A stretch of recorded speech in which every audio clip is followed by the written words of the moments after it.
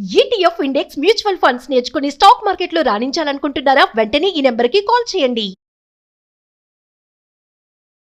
Suman TV ప్రేక్షకులకి మీ నాగరగు నమస్కారాలు.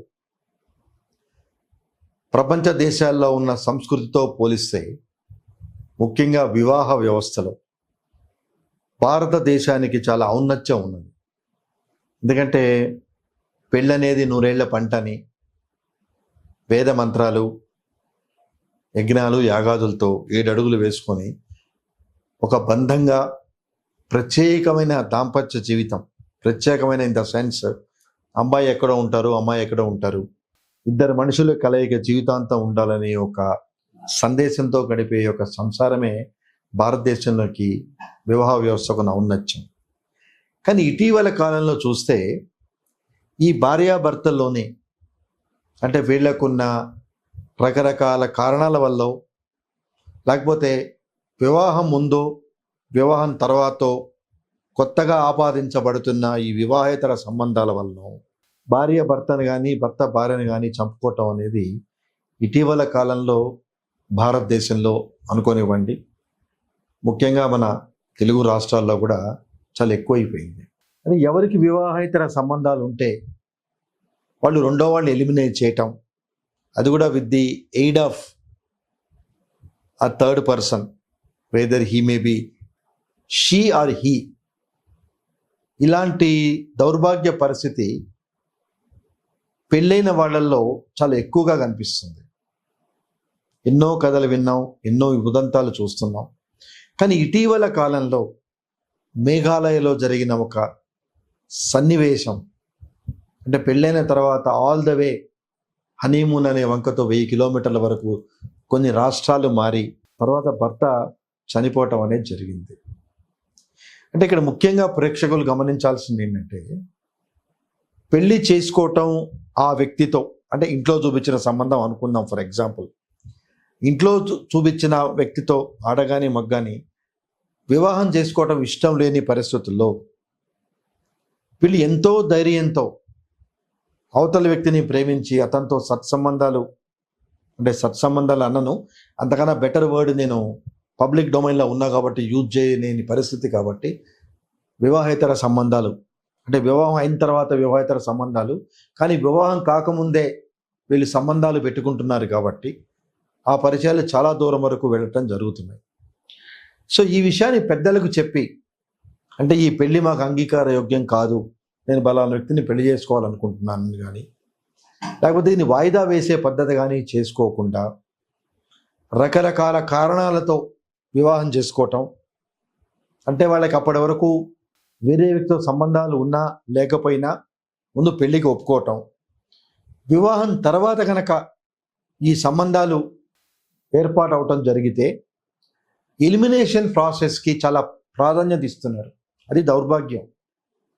అంటే సాంప్రదాయబద్ధంగా కట్టుకున్న వ్యక్తిని మరిచిపోయి, అంటే పెళ్ళికి ముందో పెళ్ళికి తర్వాత వాళ్ళ జీవితంలో వెంటరైన మూడో వ్యక్తిని అతని సహాయంతో సొంత భార్యనో భర్తనో కిరాతకంగా కడతీర్చడం అనేది ఇటీవల కాలంలో చాలా చాలా కామన్ అయిపోయింది.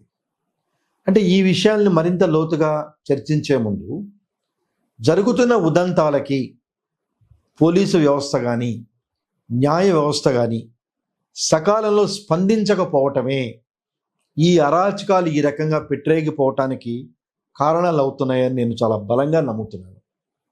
ఎందుకంటే ఈ ట్రయాంగిల్ రిలేషన్షిప్, భార్యాభర్తలకున్న వివాహేతర సంబంధాల్లో భార్యను కానీ భర్తను కానీ ఎలిమినేట్ చేస్తున్నప్పుడు definitely the other spouse must have knowledge.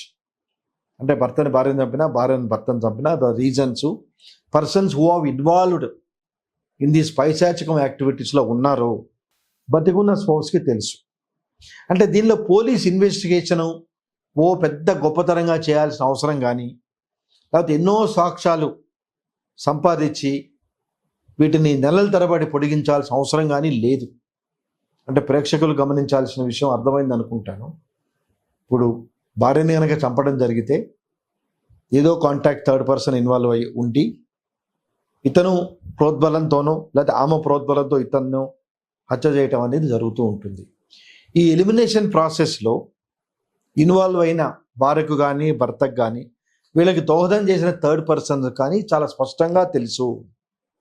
So అలాంటప్పుడు విదిన్ నో టైంలోనే సైంటిఫిక్ టెక్నికల్ ఇన్వెస్టిగేషన్ జరిపి ఆ యొక్క కీలకమైన ఆధారాలను సేకరించి సాక్ష్యాలను సేకరించి న్యాయస్థానం ముందు ప్రవేశపెట్టి అతి తొందరగా ఈ విషయాన్ని ఫైనల్ డెసిషన్ రావటానికి వ్యవస్థలు చాలా జాప్యాన్ని ప్రదర్శిస్తున్నాయి. కాబట్టి ఇక్కడ ఏమవుతుందంటే ఒక ఇన్సిడెంట్ జరిగి మళ్ళీ ఆ ఇన్సిడెంట్ని మర్చిపోయే లోపల మళ్ళీ ఇంకో ఇన్సిడెంట్ జరుగుతుంది. అంటే ఈ రిపిటేషన్ ఆఫ్ ఇన్సిడెంట్స్ ఎందుకు జరుగుతున్నాయంటే అది ఈ వివాహేతర సంబంధాల ముసుగులో చట్టం యొక్క నేర తీవ్రత స్పందించకపోవటం అనేదే ప్రధాన కారణం అని నేను నమ్ముతున్నాను. అంటే నేరం జరిగిన అతి త్వరలో నేరం చాలా ఫాస్ట్గా జరుగుతుంది. Investigation also some times they may take their sweet time. కానీ ఇలాంటి ఆస్పెక్ట్స్లో అంటే ఇదేమి ప్లాన్డ్ మర్డరు, ఏ పొలిటీషియన్ మర్డర్ చేయటమో, ఏ బిజినెస్ మ్యాన్ మర్డర్ చేయటమో, లేకపోతే రెక్కి నిర్వహించడమో చేయాల్సినంత నెసెసిటీ ఈ వివాహేతర సంబంధాలు జరిగే హత్యల్లో ఉండదు. ప్రేక్షకులు గమనించండి, అవన్నీ డిఫరెంట్ ఆస్పెక్ట్స్. అంటే ఉదాహరణకి అహ్మదాబాద్ ఫ్లైట్ యాక్సిడెంట్ అయితే దానిలో మాజీ ముఖ్యమంత్రి రూపాని ఉన్నారు, ఆ కోణంలో ఏమన్నా జరిగిందా, ఇవన్నీ ఫూలిష్నెస్ మాటలు. ఎందుకంటే ఒక వ్యక్తిని ఎలిమినేట్ చేయాలి అంటే ఇంత ప్రాసెస్ అవసరం లేదు. లేదు ఉంది అనుకుందాం అంటే ఇప్పుడు సోషల్ మీడియాలో వచ్చే రకరకాల వార్తల్ని బట్టి దానిలో కొంతమందిని ఎలిమినేట్ చేయటానికి ఎంటైర్ విమానమే క్రాష్ అవ్వాల్సిన పరిస్థితి వచ్చిందేమో అని అనుకున్నా కానీ it takes its own course of time to maintain recces. కానీ వివాహేతర సంబంధాల్లో అదర్ స్పౌస్ని ఎలిమినేట్ చేయడానికి అంత ప్రాసెస్ అవసరం లేదు. And very few people only involved in this criminal atrocities. So when limited persons have participated in this kind of commission of offences, investigation need not take the lengthy process. The first of all, ఈ శిక్ష అనేది అతి సత్వరంగా కనుక ఇవ్వటం జరిగితే జనాలకు కూడా భయం వస్తుంది. ఇప్పుడు హత్య జరగగానే ఆ స్పౌస్ని ఆ కన్సర్న్ వాళ్ళని తీసుకెళ్ళి రిమాండ్ చేస్తారు. 60 రోజులో 90 రోజులో లేకపోతే 120 రోజులో as per mandatory charge sheet వేసేంత వరకు వీళ్ళు లోపల ఉంటారు, తర్వాత బెయిల్ మీద వస్తారు. ఈ కేసు డిసైడ్ అవడానికి కనీసం 5 ఏళ్ళు పడుతుంది. 5 ఏళ్ళు పట్టిన తర్వాత కూడా పోలీసులు సేకరించిన సాక్ష్యాలు అవైలబుల్ కావచ్చు కాకపోవచ్చు. ఆ పాయింట్ కూడా మనం పరిగణలో తీసుకోవాలి. సో ఇలాంటి పరిస్థితులు జరిగినప్పుడు మనకేమవుతుందిలే, వాడిని ఎలిమినేట్ చేసాం లేదా ఆమెను ఎలిమినేట్ చేసాం, మన వివాహేతర సంబంధాలు మనం యథేచ్ఛగా కంటిన్యూ చేయొచ్చు అనే ఒక ధైర్యం ఇప్పుడున్న సిస్టమ్ వల్ల ప్రజలు దాన్ని ఓన్ చేసుకుంటున్నారు. అంటే ఈరోజు నేను మర్డర్ చేసినా ఏం కాదు, త్వరలో నేను వచ్చేస్తాను, ఓ యావజ్జీవ కారాగార శిక్ష అంటున్నారు, ఓ ఎన్నో కోర్టులు ఉన్నాయి, ఈ కోర్టులో నిలబడి కొన్ని సంవత్సరాలు గడిచిపోతాయి, అప్పటికి సెట్ ఆఫ్ రెమిషన్ చేసే అవకాశం ఉంటుంది అనే దృక్పథంతో ఉన్నారు తప్పితే నేను ఇతన్ని చంపినందువల్ల కొత్త వ్యక్తితో ఆనందంగా ఉండగలనా, నా సామాజిక బాధ్యత ఏంటి, కుటుంబ సభ్యులు వగైరాలు నన్ను ఏ రకంగా చూస్తారు, నా గౌరవ మర్యాదలు కుటుంబంలో ఎలా ఉంటాయి, నేను ఇలాంటి పని చేయొచ్చా, అలాగే పిల్లలున్న భార్య అంటే తల్లి ఇలాంటి అట్రాసిటీస్ చేసింది అనుకున్నాం, పిల్లల భవిష్యత్ ఏంటి, వాళ్ళు నన్ను ఏ రకంగా గౌరవిస్తారు, నేను పిల్లలకి ఏ రకమైన సందేశాన్ని సమాజంలో పెరగటానికి చేస్తున్నాను అనే యొక్క విషయాలు ఏమీ ఆలోచించకుండా ఆడగాని మగగాని వాళ్ళ పైశాచిక ఆనందం కోసం ఒక నిండు జీవితాన్ని బలి చేస్తున్నారు. క్రక్స్ ఆఫ్ ద ఇష్యూ అది, వాళ్ళ పైశాచిక ఆనందం. అంటే ఎక్స్ అనే మనిషి దగ్గర లేని వై దగ్గర ఏం దొరుకుతుందో అనేది వాళ్ళకే తెలియాలి. సో ముఖ్యంగా ఇటీవల కాలంలో పెళ్ళైన జంటల్లోనే ఈ పైశాచికత్వం కనిపిస్తుంది. సో ఈ కార్యక్రమం ద్వారా చూసే ప్రేక్షకులకి మై అపీల్ ఈజ్, పెళ్ళికి ముందు గనక మీకు ఏమైనా రిలేషన్స్ ఉంటే పెద్దవాళ్ళతో ధైర్యంగా చెప్పి వాళ్ళని పెళ్లి చేసుకోవడానికే ప్రయత్నించండి వీలైనంత వరకు. లేదా మీ పాటికి మీరు ఇండిపెండెంట్గా పెళ్లి చేసుకొని మీ జీవితాన్ని సాగించండి. అంతేగాని ఇంట్లో పెద్దవాళ్ళు ఒప్పుకోలేదని వాళ్ళ బలవంతం మీద పెళ్ళిళ్ళు చేసుకొని కొద్ది రోజుల తర్వాత మీ పాత పరిచయాలు మర్చిపోలేక సొంత భార్యని కానీ భర్తను కానీ ఎలిమినేట్ చేసే ప్రాసెస్ చేయకండి. ఎందుకంటే ఎవరి జీవితం వాళ్ళది, వాళ్ళ జీవితాన్ని ఎలిమినేట్ చేసే అధికారం మనకు లేదు. ఇటీవల కాలంలో వస్తున్న రకరకాల సుప్రీంకోర్టు తీర్పులు కూడా ఇండిపెండెన్స్ ఆఫ్ లైవ్లీహుడ్కే ప్రాధాన్యత ఇచ్చాయి. మనిషి స్వతంత్రంగా స్వేచ్ఛగా తానుకు నచ్చిన విధంగా బతికే విధంగా ప్రామాణికాలు కల్పించినాయి. సో ఇటువంటి పరిస్థితులు వెసులుబాటు ఉన్నప్పుడు మీ అభిరుచులకు తగ్గట్టుగా మీ జీవితాన్ని మలుచుకొని ఉండండి. కానీ ఈ లీగల్ ఆస్పెక్ట్స్లో ఇన్వాల్వ్ అయ్యి ఇల్లీగల్ ఆస్పెక్ట్స్ చేసి don't get in to these kind of ఇంప్రిజన్మెంట్స్. మీరు అతన్నో ఆమెనో చంపేసి మీ వివాహేతర సంబంధాలు కంటిన్యూ చేస్తున్నంత మాత్రాన మీరు కోరుకున్న సుఖ సంతోషాలు మీకు దొరకవు.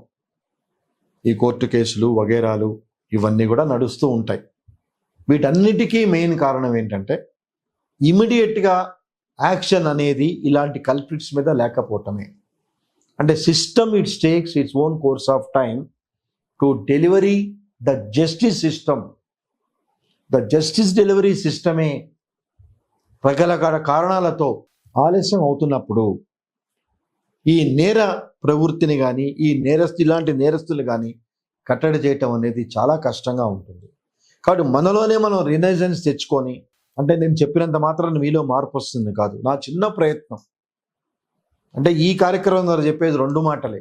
మనకి పెళ్లికి ముందు గనక వివాహేతర సంబంధాలు ఉంటే పెద్దల బలవంతం మీద పెళ్లి చేసుకొని ఉన్నవాడితోను కానీ ఆమెతో కానీ కంటిన్యూ చేయలేక వాళ్ళని ఎలిమినేట్ చేయకండి.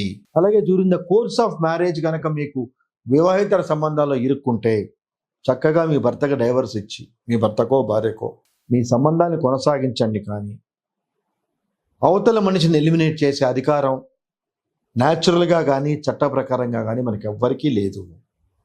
అందుకే ఉరిశిక్ష విధించినా కూడా ఎన్నో రకాల రివ్యూల్ని, రాష్ట్రపతి క్షమాభిక్ష, మళ్ళీ సుప్రీంకోర్టు రివ్యూ వరకు రాజ్యాంగం వెసులుబాటును కల్పించింది. కాబట్టి my respectable appeal to viewers of Suman TV, ఎవరి జీవితాన్ని ఎవరు ఎలిమినేట్ చేసే అధికారం మనకు లేదు.